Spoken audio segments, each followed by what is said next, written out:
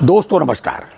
कुछ अपडेट ये है भाई साहब कि हम लोगों का यानी बैंक वालों को छोड़ करके सबका पेंशन अपडेशन हो ही रहा है समझ लीजिए। और बैंकिंग सेक्टर में तो आप जानते हैं आरबीआई का हो गया, नाबार्ड का हो गया, कई बार हो गया भाई साहब, सिडबी तक का हो गया जी, सिडबी का भी हो गया। और हम लोगों की स्थिति जो आप देख रहे हैं कि न तो स्पेशल अलाउंस का केस लगता है और एमसी सिंगला साहब का केस इतनी बार इतनी मेहनत से लगवाया जा रहा है और अभी तक उसका कुछ हिसाब किताब हो नहीं पाया है। फिर भाई साहब जुलाई में पहुंच गया, जुलाई का फिर हम लोग इंतज़ार कर रहे हैं। अब कैसे क्या कितना घाटा उठा रहे हैं आप समझ लीजिए। स्पेशल अलाउंस के मामले में कल मैंने एक अपने वीडियो में आपको बताया था, क्योंकि उनके एक पिटिशनर हमारे साथ थे, उन्होंने हमको जो डिटेल किया कि उनकी क्या एक्शन प्लान है वो मैंने आपको शेयर किया था। और मैंने आपको बताया था कि हम लोग 50% पेंशन सही मायने में नहीं पा रहे हैं स्पेशल अलाउंस के क्लाज की वजह से, और वो नियमों के विपरीत भी है, इसको सुप्रीम कोर्ट भी जानता है। लेकिन जब अपनी बात हम लोग वहाँ तक कह पाएंगे जब तारीख आएगी तब तो। इसके लिए मैंने कल आपको बताया भी था कि भाई 12 पिटिशनर मिल करके एक एप्लीकेशन डालेंगे, वो भी छुट्टी के बाद। अभी सारी तैयारियां ही चल रही, ये बात मैं कल आपको वीडियो में अपनी बता चुका हूँ। आज केवल ये बताना चाहता हूँ भाई साहब कि सबका हो गया, हम ही लोगों का नहीं हो रहा। सिडबी तक का हो गया, कितना हो गया मैं बताऊँ आपको। सिडबी का किया था उन्होंने मार्च में, है तो लागू तो 2 फरवरी से है, लेकिन उन्होंने मार्च में इसका नोटिफिकेशन किया था।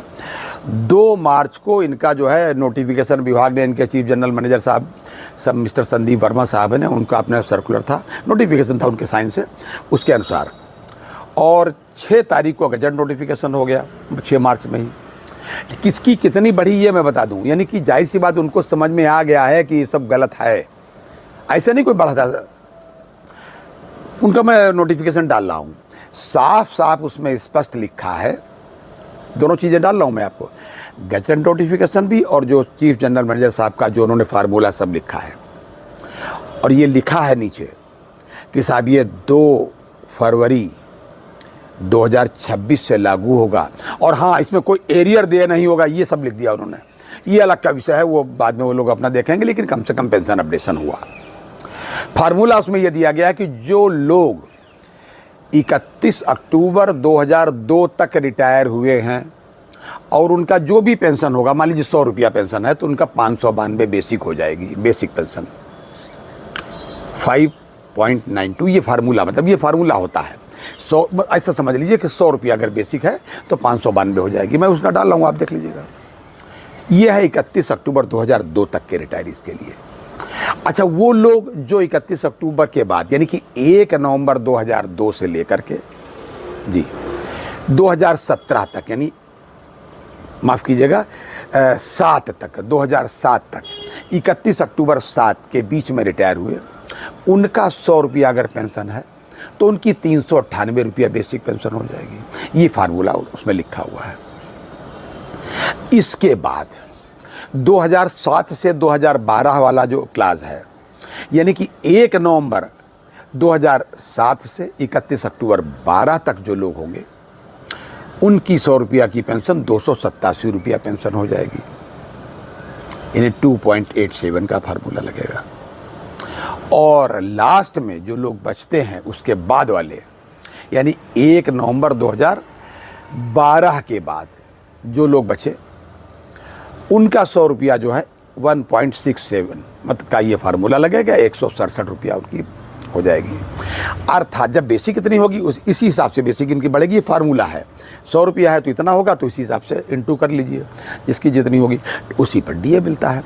तो इनको समझ लीजिए कि कितना कष्ट सबको है, पेंशनर कितना कम पा रहे हैं। ये बात अन्य विभाग समझ चुके हैं। और ये तो बैंकें जो भी होती हैं वो तो सब सिस्टर कंसर्न कही जाती हैं। भाई ये बैंक हो चाहे वो बैंक हो, बैंक तो बैंक है। लेकिन पब्लिक सेक्टर बैंक में पता नहीं इनको क्या समस्या है। पैसा भी हमारे पास अपना सरप्लस रखा है, कहीं किसी चीज़ को मांगने जाने की ज़रूरत नहीं। पता नहीं उस पैसे का क्या करेंगे भविष्य में, क्योंकि रोज़ 1 2 4 आदमी जो इनको मैं व्यक्तिगत रूप से जानता हूँ भाई साहब, उनमें से 1 2 3 4 करके लोग यहाँ से वहाँ तक कहीं न कहीं खसक जाते हैं। भगवान के यहाँ चले जाते हैं, एमसी सिंगला साहब के पास चले जाते हैं, के कालिया के पास पहुँच जाते हैं। मतलब ये हो रहा है। तो जब यही सब होता रहे कि आखिर में क्या करेंगे उस फंड का? उस फंड को क्या बैंक के प्राइवेट के उसमें डाल देंगे, सरकार को दे देंगे, क्या करेंगे? आखिर बैंक के एम्प्लाई का पैसा है और बैंक के एम्प्लाई का जो पैसा है उसके लिए पर्याप्त है, इतना पर्याप्त है कि उसके ब्याज मात्र से पेंशन अपडेशन हो जाएगा और वर्षों तक उसको दिया जाएगा।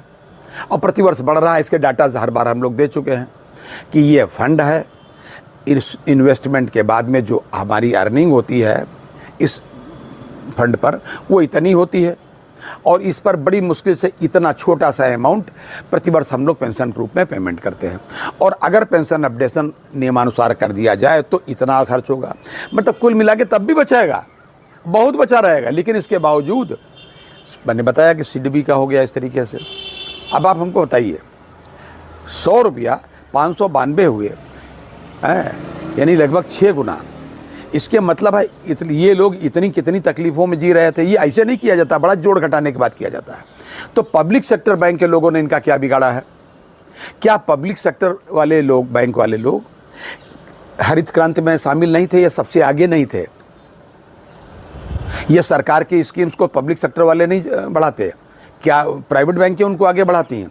सरकार के जितने भी डेवलपमेंट के प्रोग्राम से सब पब्लिक सेक्टर बैंक चलाती है। पब्लिक सेक्टर बैंक चाहे आरआरबी है, ये सब सरकारी बैंक है, ये सब चलाती है। लेकिन जब कुछ देने की बात आए, केवल देना भी नहीं है, नियम बनाना है। देना भी नहीं कि सरकार के एक्सपेंडिचर से जाए। अरे तमाम सेंट्रल गवर्नमेंट के जहाँ जहाँ बातें होती हैं, सेंट्रल गवर्नमेंट की जहाँ पेंशन अपडेशन होता है, वहाँ तो एक्सपेंडिचर से जाता है। वो कौन सा एक्सपेंडिचर? जो हमारे आपके इनकम टैक्स के पैसे से इकट्ठा होता है, इनकम गवर्नमेंट फंड, उससे खर्च होता है। यहाँ तो केवल अपने ही फंड से, केवल सरकार को आदेश कर देना है। हमारे साथी जो पुराने रिटायरीज हैं, जब गवर्नमेंट को लिखते हैं चिट्ठी, प्रधानमंत्री जी को हमारे एक साथी ने पत्र लिखा, कई साथी लिखते रहते हैं, उनको जवाब आया।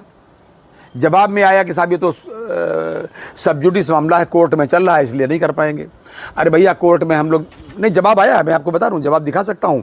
जवाब के बाद भी उन्होंने लिखा है कि साहब इसमें भाई कोर्ट में जाने की हमको ज़रूरत क्या है? अगर हुजूर हमारी बात मान लें तो हम न्यायालय में क्यों जाकर के न्यायालय के काम में और बोझा बढ़ाए उनका? न्यायालय के पास तो वैसे ही बहुत लाखों मुकदमे हैं जो पेंडिंग है।